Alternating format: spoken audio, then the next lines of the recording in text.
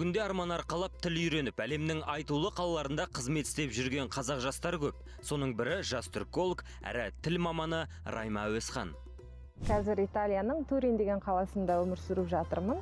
Анкараға уақытша бірнеше күнге келдім, өйткені Анкара менің үшінші үйім. Райманың туған жері Монголия. Мектеп бітіргеннен кейін атажұртқа білім алу үшін арнайы келді. Содан бері мақсат мұратын шетелде жалғастырып келеді. Түркияға да бүйрегі бұрып тұрады. Өйткені Анкарадағы Ходжетепе университетінде түркітану мамандығы бойынша 2021 жылы докторантура қорғаған. 6 тілде жетік сөйлейді. Ана тілім қазақ тілі, екінші тілім моңғол тілі. Одан кейін үйренген тілім орыс тілі, ағылшын тілі, түрік тілі және 6-шы тілім итальян тілі. Оның сыртында Әзербайжан, өзбек, қырғыз тілдерінде түсінемін. Бірақ ол тілдерді әзірге сөйлейтін тілдердің қатарына қоспадым. Өйткені 4 деңгейде жетіп меңгергеннен кейін қосамын деген ойым бар. Ағылшын тілі де басқаша, бірақ итальян тілі ерекше қиын. Бүгінде Райма Монголиядағы қазақ тілінің жағдайын жіті назарға алған. Ғылыми зерттеу алаңы десек те болады. Дегенмен Райма Түркиядағы қазақ жастарының ана тілінде сөйлеу мәселесінің күн өткен сайын өзекті болып отырғанын әңгіме барысында айтып қалды.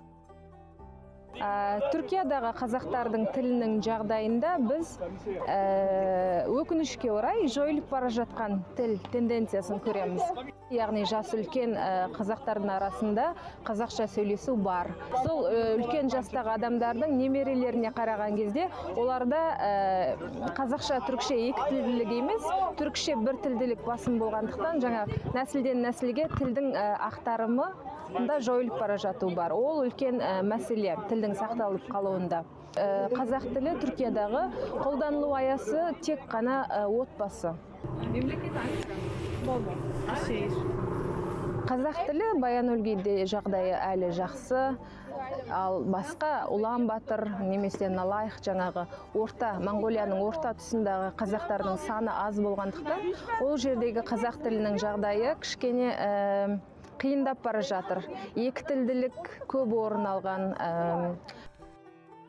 Дегенмен Монғолияда қазақ тілін 5-ші сыныпқа дейін оқыту заңда қарастырылған. Сондықтан Баян-Өлгейден бөлек жерде тұратын қазақтар тілді сақтап қалу үшін жазда балаларын Өлгейге ата-әжесіне, туыстарына жіберіп тұрады екен. Райманың айтуынша, бұл тілді сақтап қалудың көпшілік арасындағы қарапайым ғана бір тәсілі.